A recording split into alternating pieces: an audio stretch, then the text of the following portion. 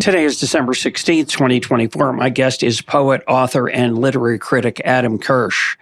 He is an editor at the Wall Street Journal. His latest book published this year, and our topic for today, on settler colonialism, ideology, violence, and justice. Adam, welcome to Econ Talk. Thanks very much. I want to let listeners know you can vote for your favorite episodes of 2024. Please go to econtalk.org. You'll find a link to vote in our annual survey.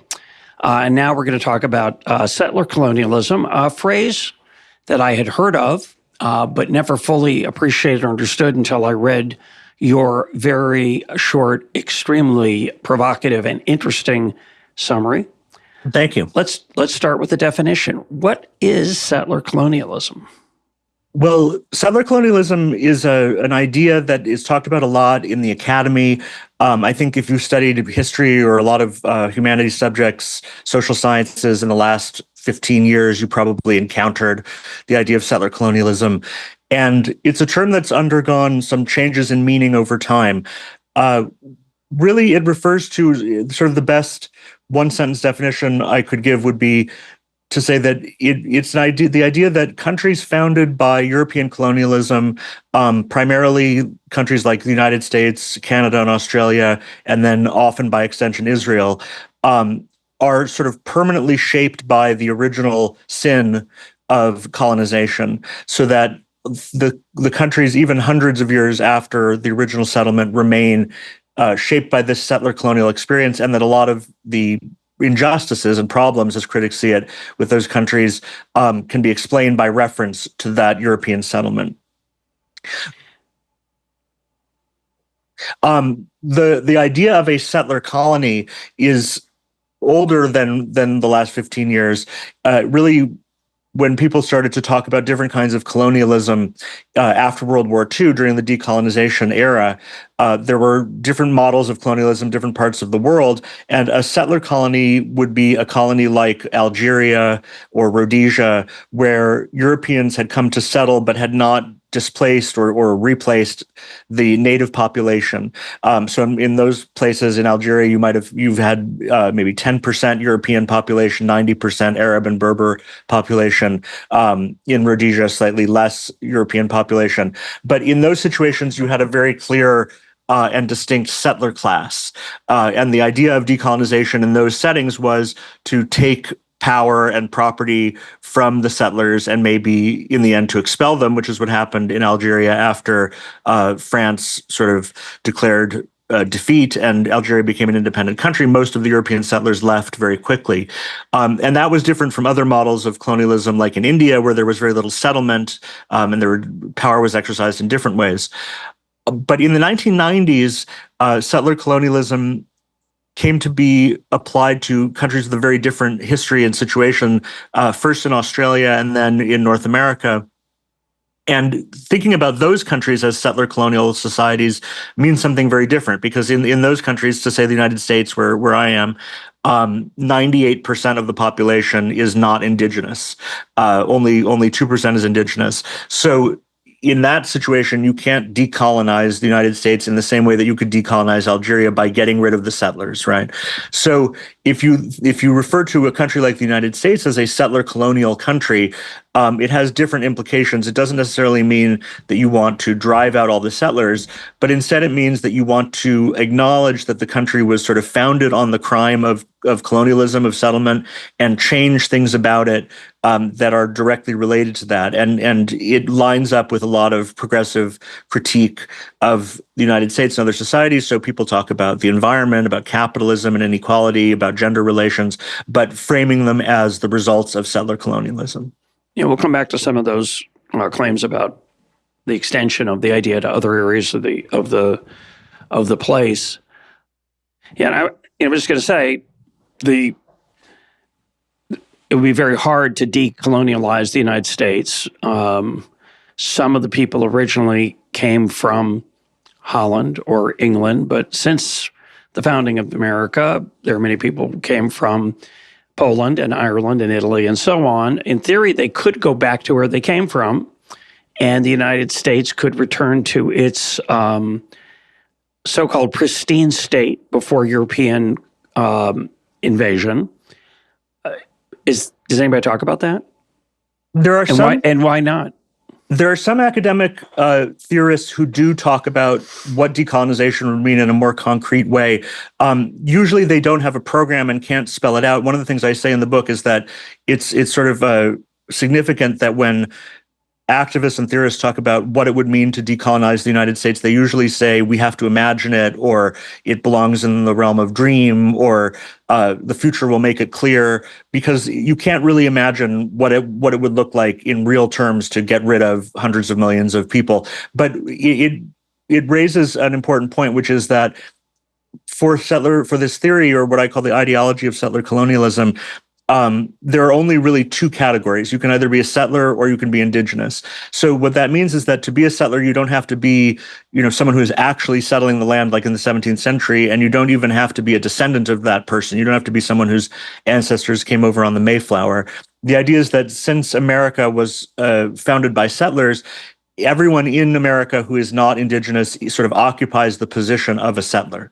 So there are some curious consequences that come from this. One is that people don't like to use the term immigrant, don't like to talk about immigration, because immigration implies that you're coming to an already established country. So rather than immigrant, people will say that you are a settler, even if your ancestors might have come here 10 years ago, from East Asia, or even for many people, if your ancestors came as slaves from Africa. There are settler colonial theorists will say, if your ancestors were slaves, that doesn't mean that you're any different from other settlers. You're still a settler because you're in a place that doesn't belong to you. You're not indigenous, and you've sort of taken a share in this settler society. We'll come back and talk about, what the implications of that might be, and how it would be useful and why it would be useful to make such a claim. But I think for many people who are not politically astute, who aren't paying close attention to the latest events in the academy, the way you might have come across this idea is through this idea of land acknowledgement. Talk about that and how what you think you can. What I like about Adam's book is it's very calm. I'll just say he does not. He appears to have done a great deal of reading. He doesn't do any yelling. There's no yelling in the book, which I really appreciate. It is on the surface, at least, a calm assessment of this idea that's not unimportant right now, I think, in certain places around the world.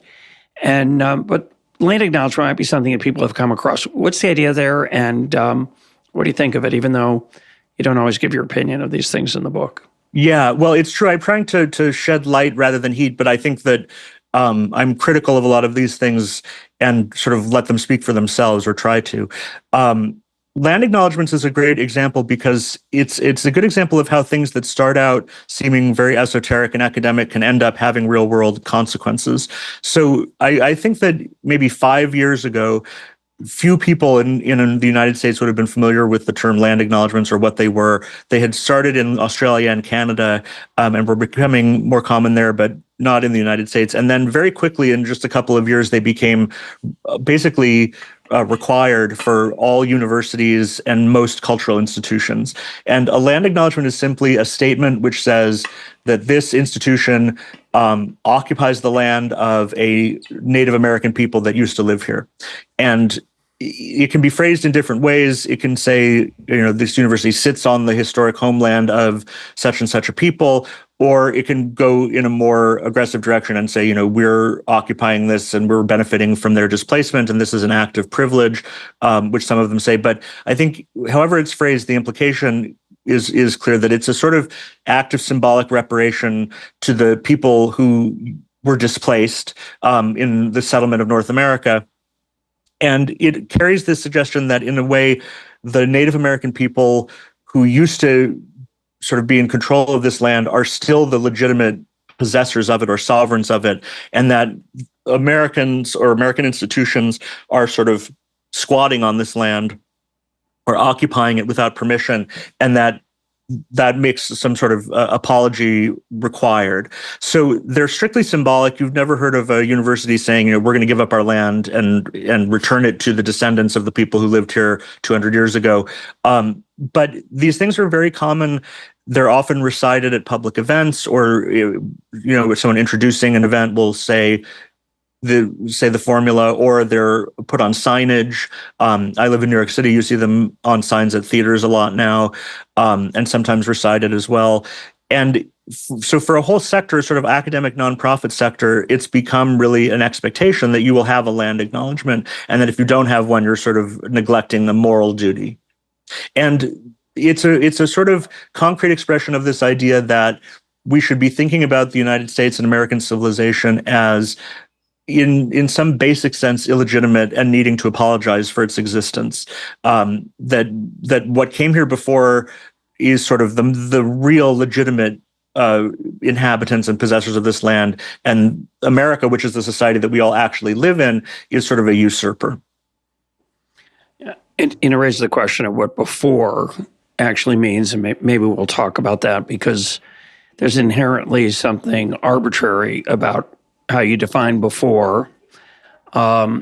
This particular practice of land acknowledgments, as opposed to, say, a social critique or a ideological critique, I have to confess to being of somewhat mixed feelings about it. It offends me because it's virtue signaling. It doesn't seem to accomplish anything other than a beating of the breast and a mea culpa that conveys nothing other than a desire to be seen as correct among people that you think matter. At the same time, there's a truth to it, and it's hard to say that there's anything wrong with it. As you point out in the book, I think very thoughtfully, many of these historical episodes that led to the creation of the United States, Canada, Australia, Israel, there are horrific things that happened, as in every single country's establishment. There's no country that has a clean slate. And in some certain sense, there is a moral attractiveness to acknowledging sin. Sure, absolutely. I mean, one of the interesting things about this way of thinking about, just to keep it on America for now, American history, is that none of these are new claims or surprising claims. I mean, the fact that America was founded by European settlers who over generations sort of conquered the entire continent and displaced and often made war on and killed Native Americans, and so reduced them to small reservations. That is the history of the United States. Everyone in America knows it and has always known it. All you have to do is look at a map and see all the Indian place names, or take a class in American history, even starting in elementary school. And I think, by extension, the same is true of Australia and Canada as well. So settler colonialism as a theory doesn't make new factual claims about the history of these places. What it really does is it makes theoretical claims or moral claims about what are the obligations that we have now coming in the aftermath of those events. How should we remember them? How should we analyze them? And how should we think about ourselves as, in some sense, inheriting those events? So one person who wrote to me after the book was published made an analogy which I hadn't thought of and I thought was illuminating, which was that in the 19th century, in America, before a public event, like a college graduation, for example, you would have a Christian prayer, where you'd have an invocation. A minister would say a prayer. And in a sense, the land acknowledgement is a sort of secular equivalent of that prayer. They're both ways of saying, sort of acknowledging in public, these are the values that we believe in, these are the things that are important to us, and we want to sort of honor them in this public way. And if the value that we believe in is, in some basic sense, the United States should not exist or should never have been created, and its creation was a wrong, and we're sort of symbolically atoning for that wrong. I think that has pretty serious implications for the United States' future, right? It has implications for our future as a civilization. If what we're saying about ourselves is the foundation of this country was a mistake or should never have happened, which is what a lot of settler colonial theorists explicitly say, then how can we repair it? How can we improve it? How can we make the future better for the people who actually live here now? And one of the things I talk about in the book is that there's a real distinction between the sort of settler colonial way of thinking of American history and an earlier way, which was focused on race and civil rights. That in the civil rights movement in mid-20th century America, there was a sort of evolved a new way of thinking about American history, which was much more honest and open about the wrongdoings of the past, which had sort of always been previously thought of as, not the real American story, but a side note or something subsidiary to the real American story, which was the story of liberty and the foundation of democracy. And so after the civil rights movement, historians and then also the public began to say, we can't ignore this part of our history, which is about slavery and racism. That's also key to American identity. But the civil rights movement, particularly Martin Luther King, developed this way of thinking and talking about the history, which was to say America was founded as a promise of liberty to all of its people, and that promise has not been kept. And King famously said in the March on Washington that they had come to collect on a promissory note. The promissory note was the Declaration of Independence, and for Black Americans that had not been kept, and so now we were coming to demand payment on that note. And that way of thinking about American history says it is founded on ideals of liberty that we need to fulfill that have not yet been fulfilled, and in doing so, it honors the sort of identity of America that has always been sort of the official identity, and it makes us all partners in continuing the founding in a certain way. It's now up to all of us who are living now, to forge the more perfect union that America started out to create but hadn't succeeded in creating.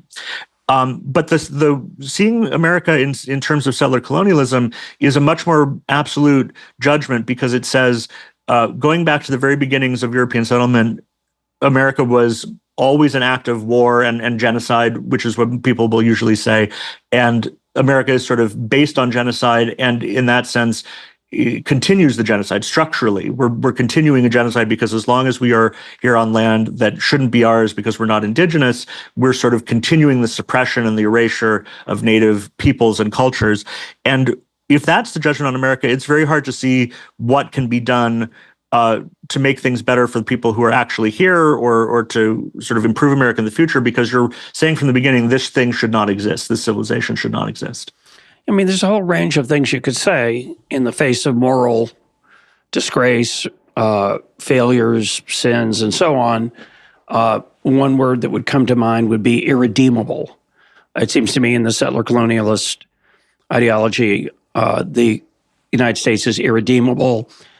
There's a longing to unravel the situation, which is fun. It's not just that it's unrealistic; it's fundamentally immoral. Given that, for me, when I think about the claim, because so many of the people who live there now had nothing to do with the grotesque atrocities that took place in the American past, and as you say, it doesn't offer much hope for the future. It seems to me, and we'll certainly look at this when we come to Israel, there's a certain longing to turn back the hands of time, to say, I wish this had not happened. I understand that on many different situations in history. I wish that hadn't happened.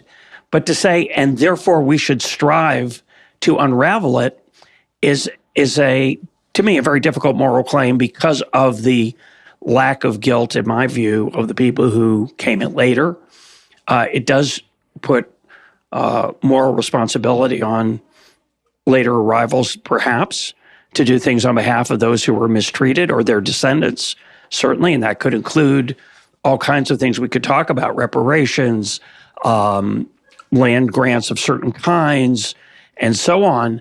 But there's an enormous gap between this is a shameful fact of American past that we might regret, but it's a reality, and the other extreme, which is let's try to create a world where it didn't happen in the first place.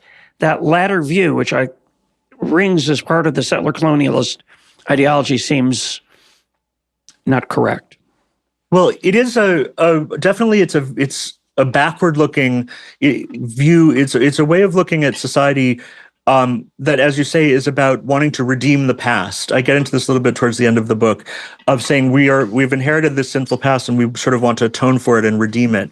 And I mean, obviously one can't remake the past, redo the past, but it's a strange way of thinking about politics for an idea that is usually called progressive.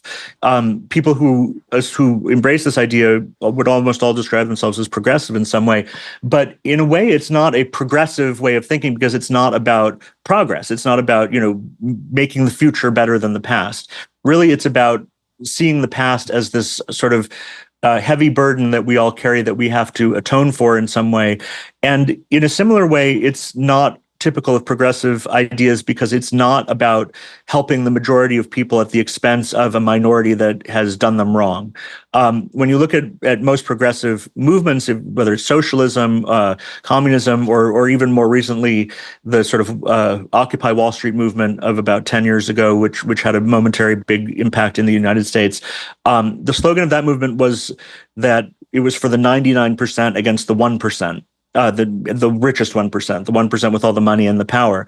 And it's saying we were going to take that away from the 1% and give it back to the 99%. And that's sort of the fundamental idea of most progressive movements in various ways. It's that it's about helping the majority, punishing a minority that's guilty and helping the majority. And if you're in a situation where you're saying 98% of the population are settlers, and that those are the people who have done wrong and are benefiting from wrong, it's sort of the inverse situation of a progressive movement. It's saying we're going to have 98% of the people pay back what they've taken from the 2%. So it puts the idea of a progressive movement in a new and different light that I think is surprising to a lot of people who are not already intimately familiar with it and don't sort of imbibe these ideas from an early age the way I think a lot of younger people on the left have. I think about it a different way, and I don't think you talk about this much in the book, and maybe it's not part of the movement, and maybe I misunderstand it, but the way I consume this viewpoint is there's an Edenic flavor to it, E-D-E-N, like the Garden of Eden, that there was something pristine and perfect about the pre-European, say, invasion of North America. And certainly it cuts across a whole range of cultural and social issues way beyond land ownership. The type of economy, the respect for the environment, the spiritual life, and so on. And it whitewashes, probably the wrong word. It tries to gloss over any of the failings of the indigenous societies, because it could never be the case in this ideology that there was a struggle between, a different kind of struggle between, say, two imperfect cultures, but rather there was a perfect, pristine, Edenic, original culture, and then a vulgar, flawed, grasping one. And ignores the possibility that, of course, the Eden was preceded by something else, that Native Americans may have displaced others and had their own problems, of course, because they were human beings. And in that sense, it is a conservative philosophy because it's an attempt to return to a past that is idealized and romanticized somewhat unrealistically the way Americans used to do the same way by ignoring these founding sins. Yeah, I think that's definitely true. It's quite clear in a lot of the writing on this subject, especially writing for popular audiences, the way that Native history is written about. It touches, to go back to the subject of land acknowledgments. A land acknowledgement will typically say, we're on the land, which is the homeland of such and such a people who were its guardians from time immemorial, or its custodians from time immemorial. Really what that means is that's the people that was there when Europeans made contact.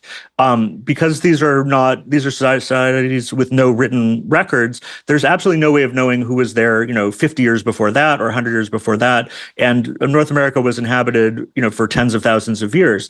The idea that there was no historical change, no conflict, is something that historians of Native America find problematic about the idea of settler colonialism. One of the things I get into in the book is that people who are actual historians of Native America, who speak the languages and have studied the records and the archives and the whatever there is to study, have very mixed feelings about the idea of settler colonialism. On the one hand, they like that it brings attention to these parts of history and the suffering of the Native American peoples, but on the other hand, they recognize that it's fundamentally not historical, that it doesn't take account of the way history actually happens.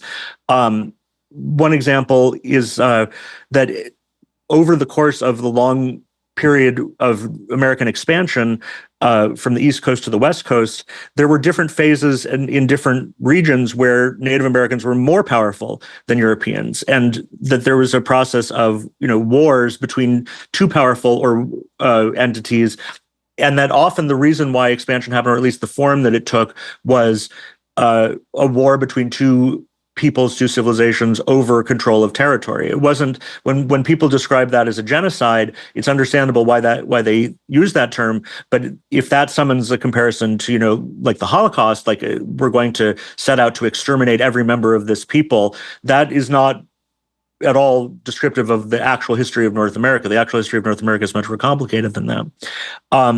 So that's one point. The idea that Americans or Westerners are taking Native history as a sort of Eden or an ideal that we ourselves could never match up to is something with a very long history. It's something that Europeans started to do almost as soon as as the Americas were discovered. And I write about this a little bit in the book as well. Thomas More's Utopia, which gave us the word utopia, was written in 1516, I believe. So about 25 years after Columbus, and it's set on an newly discovered island in South America where Europeans discover this perfect society where there's no injustice, there's no property, there's no religion. All the things that More is saying cause conflict in Europe do not exist in this sort of new world situation. That's an idea that's had lots of different expressions in Western culture over the years, including in American literature. You see it in like James Fenimore Cooper. And this can be seen as another version of that, of saying the things that we don't like about ourselves, which are often things about exploiting the environment or inequality, income inequality, economic inequality, all of those things are sort of European sins or American sins, and that Native Americans represent the opposite of all those things, that they didn't have those problems, they hadn't caused those problems. We brought them with us to this country, and if we could sort of go back to this previous way of living, those problems would disappear. And that's sort of the link between the past and the future for the ideology of settler colonialism. It's not about restoring sovereignty over territory, because that's not really on anyone's political agenda. And I note in passing that actual Native American advocacy groups don't use the language of settler colonialism. They don't see themselves as fighting a decolonization struggle. They see themselves as trying to hold the United States government to treaties and agreements and using legal means. Really, this is a sort of way of thinking about ourselves being settlers and criticizing ourselves. It's a conversation among settlers about what's wrong with us, about how we can solve the problems of our own society. And the term settler ways of being, which is something that comes up a lot in the academic literature of settler colonial studies, is a way of saying the things that caused European settlement or that Europeans brought with them when they settled North America are still with us, and they are settler ways of being, which can be both public ways of being, like economic and social and governmental, or private ways of being, things like spiritual attitudes and psychology, and that we have to sort of free ourselves of these settler ways of being. And that is such a flexible term that it can be applied to almost anything that one wants to criticize, and it puts social critics in a powerful position, because you can say, anything that's wrong with our country, it's a settler way of being. That's how we explain it, and we have to sort of do penance for it. I say in the book that there's an odd similarity with evangelical Christianity, Protestantism, and even with the theology of the Puritans, who were the sort of original settler colonists in North America. It's about acknowledging that one is sinful, of saying, I've inherited this original sin, just as in the Christian doctrine of original sin. It's not something that I personally did. I personally didn't settle this country, but I've inherited it. I'm a settler sort of by inheritance. And that the first step to curing yourself of this condition or purging the sin is to acknowledge that you are a sinner, to acknowledge that you're fallen. And so there's a sort of social prestige involved in these circles of identifying yourself as a settler, of acknowledging it, saying, I acknowledge I'm a settler and I have these settler ways of being and these settler things that I have to purge in myself. And so people will sometimes introduce themselves as settlers in their Twitter handle, or I should say their X handle. I think especially in Canada, that seems to be a trend. I quote in the book people writing about how Canadians introducing themselves even personally as settlers in real life. Certainly among academics, it's common to say that one is a settler. I quote one example of someone who says that they're a trespasser, like in their bio in an academic paper. And all of these are ways of saying, I'm a sinner, I've fallen, I accept that I'm fallen, and that's sort of the beginning of grace, is to acknowledge the sin. There's a lot there. I mean, this is part of what you mentioned earlier. You use it a number of times in the book, that it's a structure, not an event. It's not an historical sin that is in the past. It's living in the present. And of course, if I disavow that, as I might, either as a citizen of the United States or a citizen of Israel, if I said I don't see myself as a settler, I'm sure that's proof that I'm a settler, because I've taken on the incorrect mindset, and I'm skeptical of it, when in fact that's exactly why I need to acknowledge it. Right. And as you mentioned earlier in our conversation, a certain amount of this is about creating moral prestige among the group that believes these things. So to people who are not in the group, or who are not familiar with the terms of settler colonial studies, who don't think about American history in that way, it might seem strange or just sort of eccentric to say I'm a settler. But within the group, it is a way of acknowledging one's moral, sensitivity, of saying, I recognize this as a moral issue and I'm taking responsibility for it. So, in a sort of paradoxical way, and which we also see in religious context, the guiltier you are, the better you are, because you are the one who acknowledges the guilt. You're aware of it, where other people are not aware of it.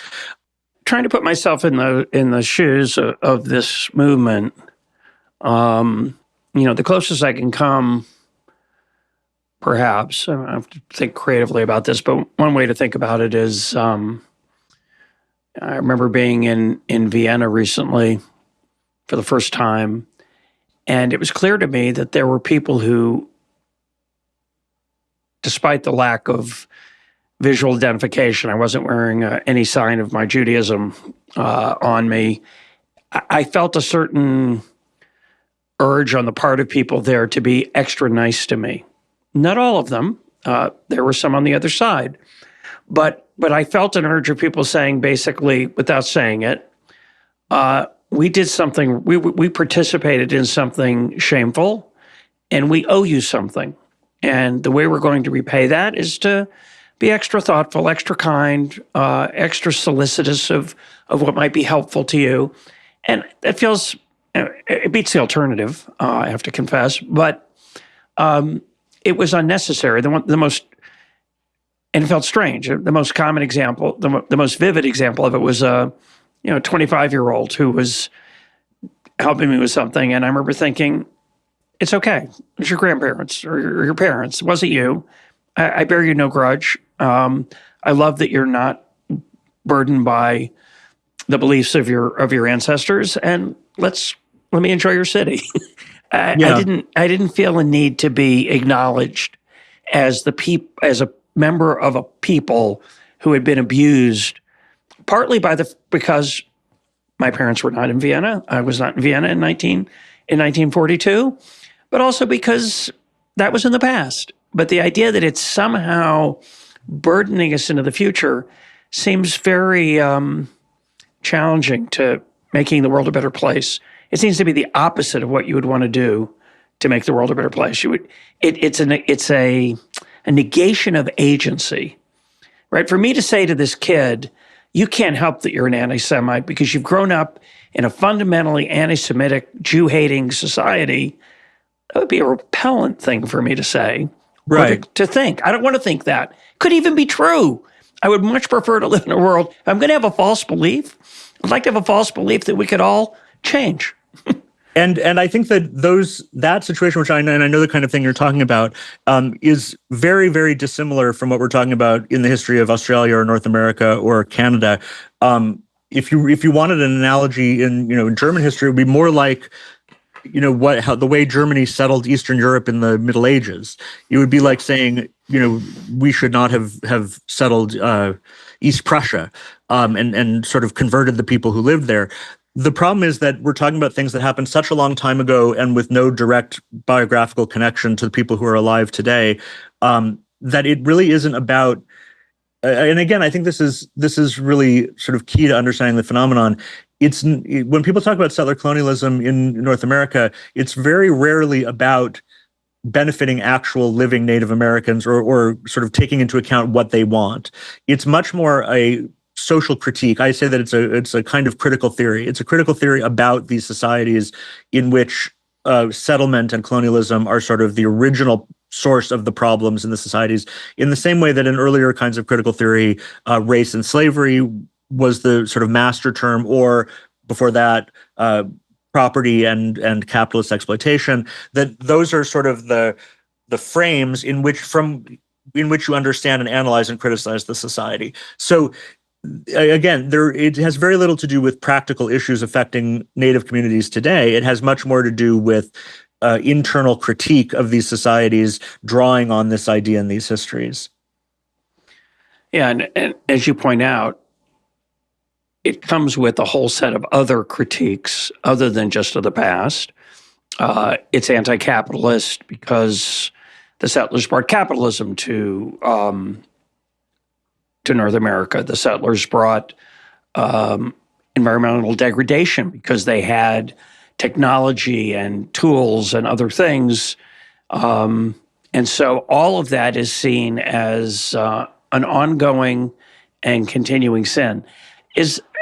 Before we go on, I want to put a plug in for a book that's only tangentially related, but I just read Question 7 by Richard Flanagan, which is a memoir. It's an extraordinary book. And in one part of the book, he talks about, he's Australian. He grew up in Tasmania, and Tasmania was colonized by settlers who were probably committed a horrific genocide against the indigenous people there. So I want to recommend that book. It's a fascinating memoir. But secondly, I want to say that nothing that we're saying here is a defense of any of those past historical sins.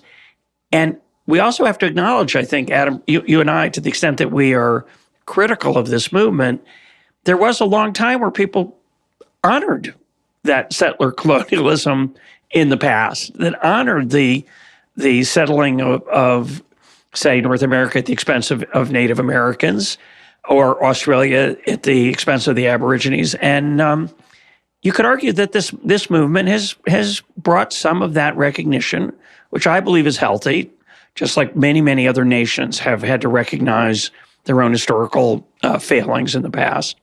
Thoughts?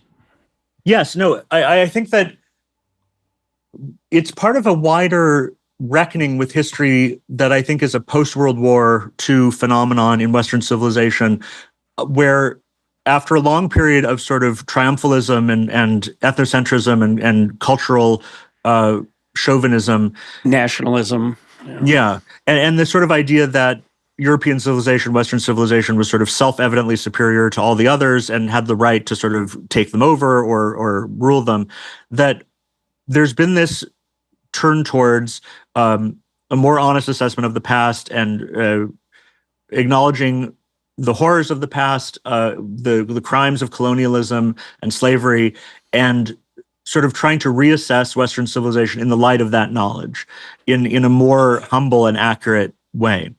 And it's very difficult to achieve a balance between that and also needing to maintain the sort of basic level of self-belief and self-esteem that a society needs in order to function and in order to improve, right? So I think that we're seeing that in the United States in a lot of ways over the last 10 years. There's been really intense battles over how we understand American history.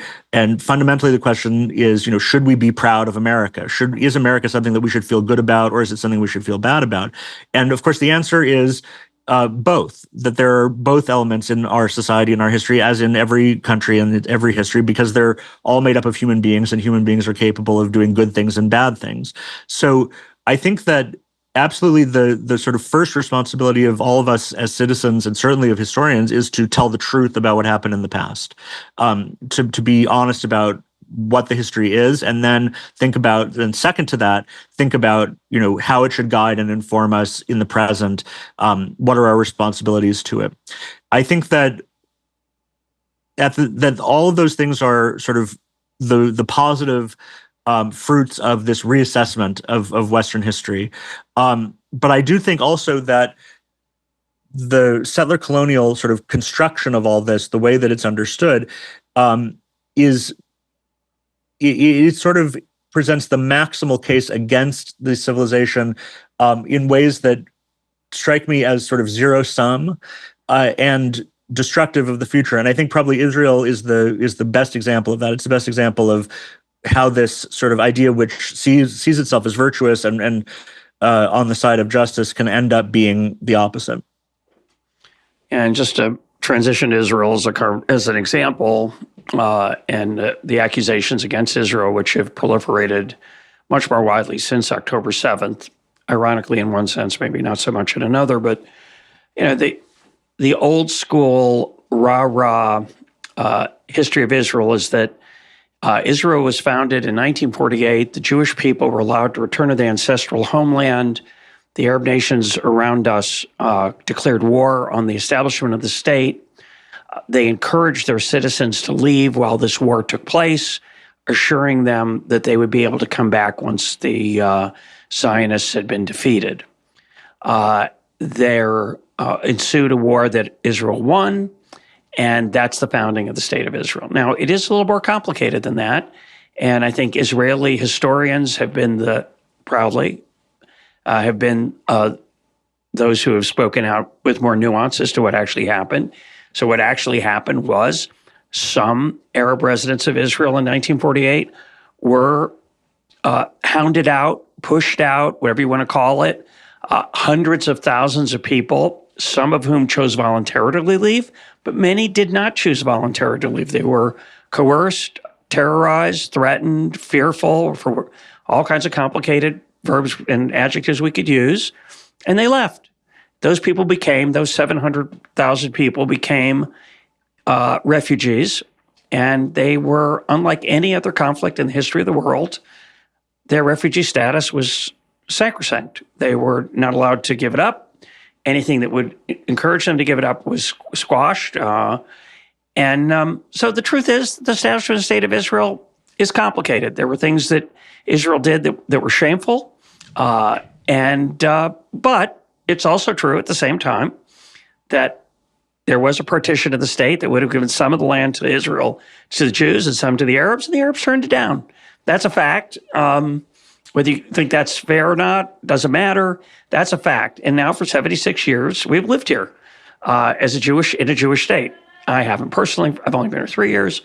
But those are the facts on the ground, that it is currently a Jewish state. What is the goal of the settler colonialist movement with respect to Israel, and how does it complicate that pristine story I told, and then the the more nuanced story? Right.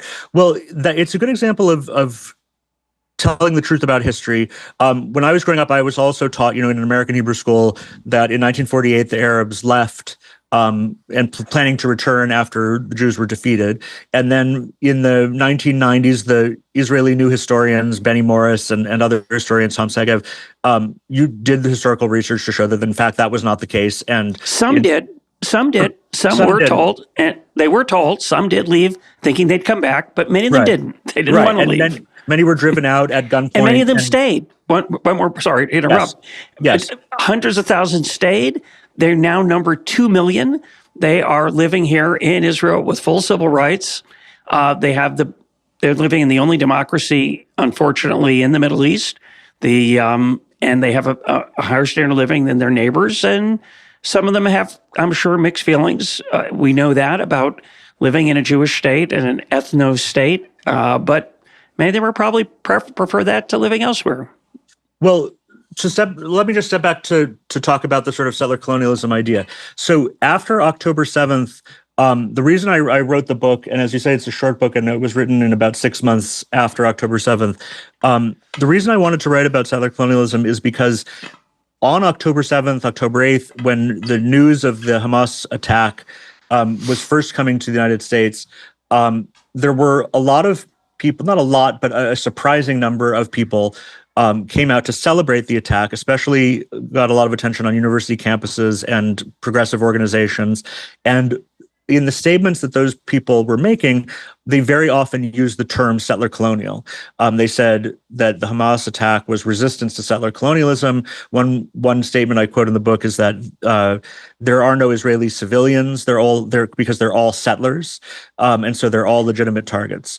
And so I was familiar with the idea and some of the theory of settler colonialism, and it seemed to me that this was an example of how this idea, which might seem very academic and not having anything to do with the real world, was starting to influence the way people talked about and thought about real world political conflicts.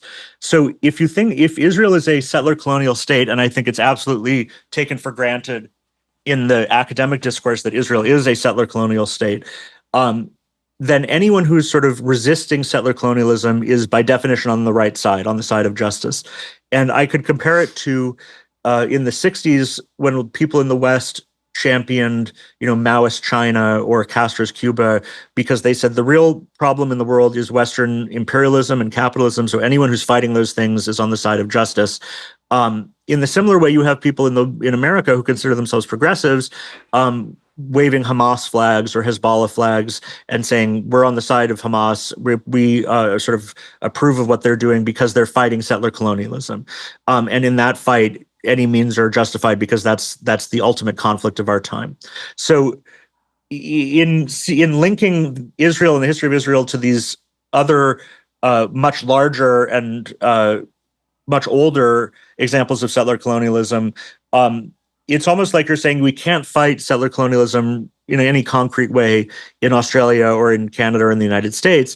But here in Israel, you have people who are taking up arms to fight Israelis and kill Israelis. And so that is sort of the struggle against settler colonialism. That's the front. That's the front in this battle. And a lot of people express that by saying after October 7th that they were, exhilarated and energized and things like that, because it was like a theoretical struggle that had now become concrete. And it was very eye-opening to me, and I think to a lot of American Jews, to see that there were people who felt that way.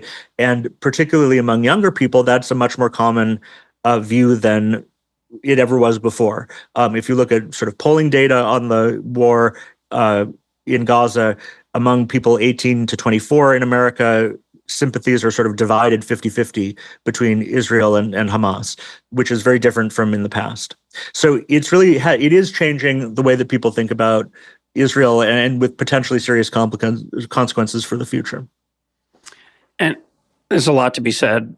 We've devoted a number of programs. The original first of 2 episodes I did with Haviv Redegur, I think he talks about this issue of, is it really an accurate analogy to call the establishment of the Jewish state a settler colonialist enterprise? He makes the point that the Jews who lived here in 1948 were mainly refugees, either from Arab Jew hatred or European Jew hatred in the Holocaust. It was not a colonial project in the sense that, say, the Belgian Congo was, or India, or Australia, or the United States.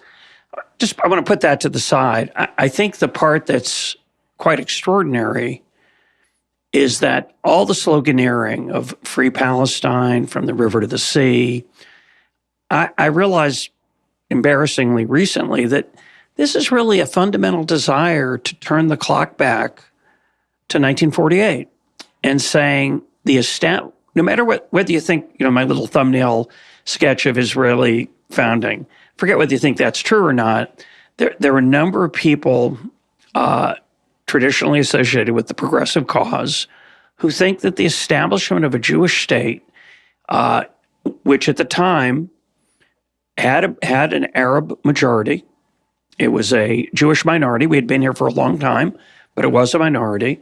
That the establishment of a Jewish state is somehow illegitimate. And it's not a question of, and therefore there should be a two-state solution.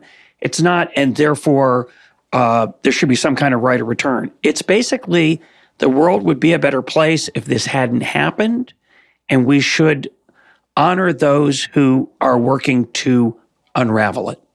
That's the way I'm seeing the current extreme political views on this issue. Definitely. I think that for a lot of people, when you think about the scale of the Israeli-Palestinian conflict compared to the scale of a lot of other conflicts in the world, it's often surprising at how much attention it gets, and so sort of how much of the focus of the world, and particularly of the left, is on Israel-Palestine and not on, any of a dozen other conflicts we could name that involve a lot more territory and a lot more people. I think that the reason is that it is really a symbolic issue in which a lot of these concerns or judgments about Western civilization in general are now being litigated in terms of Israel and Palestine. So a lot of the things that people object to about, the entire history of Europe or the entire history of the West, colonialism, settler colonialism, racism, all the things that in our own societies we talk about so much, have been projected onto Israel, Palestine, and that is sort of the place where these issues are going to be fought out in real terms, in real world terms with guns. And so I think that for a lot of people on the left, it's not just about the welfare of Palestinians, although it is certainly about that, and especially since October 7th and the war in Gaza, that is, I think, the main driver of all of these protests. But it's also a sense that if by undoing the creation of the Jewish state, you're sort of undoing a legacy of colonialism, a legacy of white supremacy, because for a lot of these people, it's sort of taken for granted that Jewish settlement in Palestine was equivalent to British settlement in Australia, that it was a white European people coming to displace a non-white indigenous people. And of course, that is not at all the way Zionism understood itself. That's not what Zionism thought it was doing. On the contrary, Zionism thought it was taking a people that was never fully accepted as European and was sort of persecuted in Europe and returning them to their original homeland. Because for Jews are the indigenous people of the land of Israel. So one of the sort of paradoxes of the way settler colonialism talks about Zionism and about Israel is that there's a sort of insistence, a doctrinal, dogmatic insistence that Palestinians are indigenous and Jews are colonizers. Whereas for Jews are indigenous and have been exiled from this land, which they're now returning to their historic homeland. The truth is that both are right.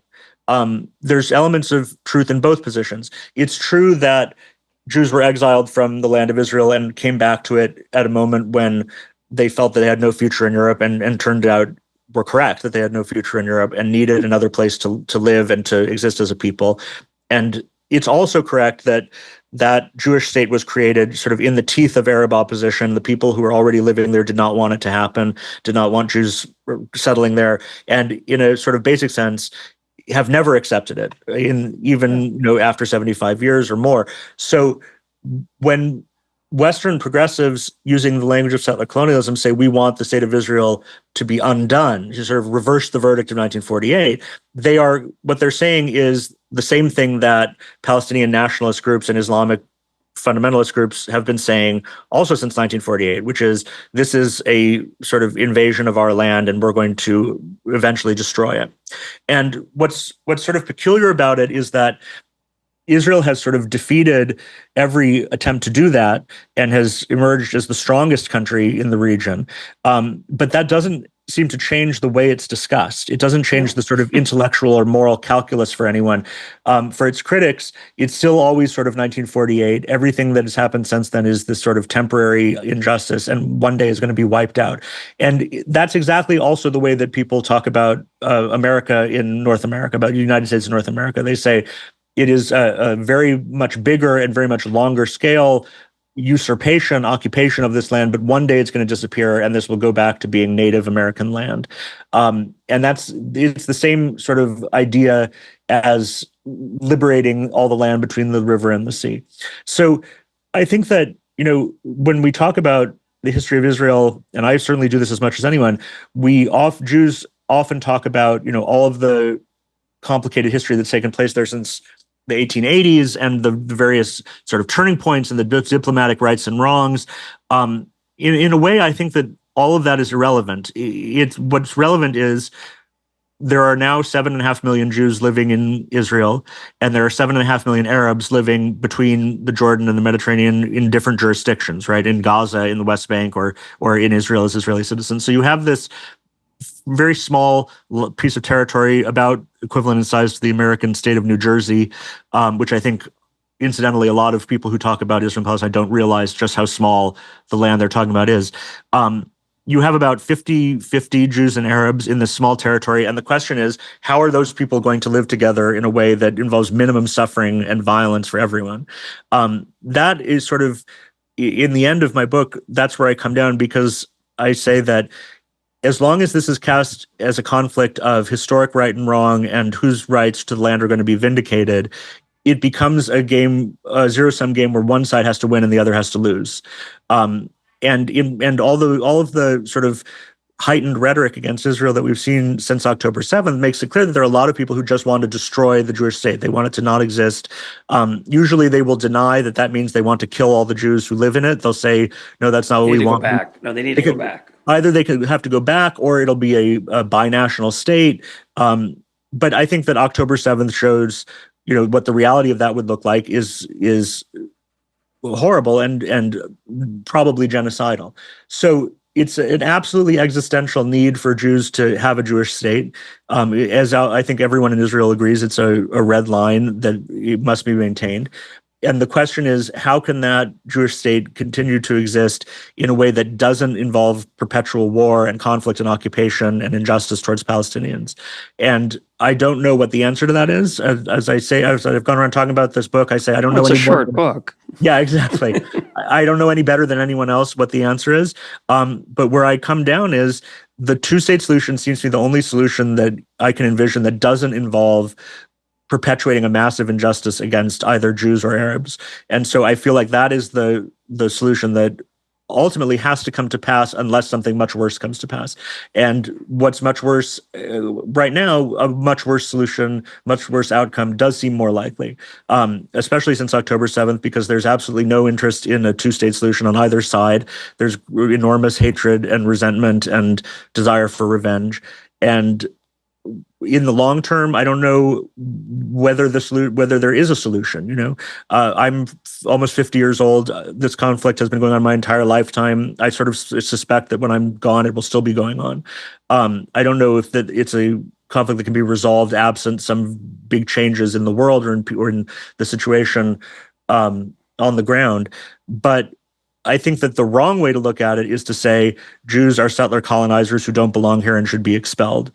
That's the sort of way that's guaranteed to produce more bloodshed. My guest today has been Adam Kirsch. His book is on settler colonialism. It is, when I said it's a short book, it's just over 100 pages. I recommend it. I learned a lot from it. Adam, thanks for being part of Econ Talk. Thanks so much.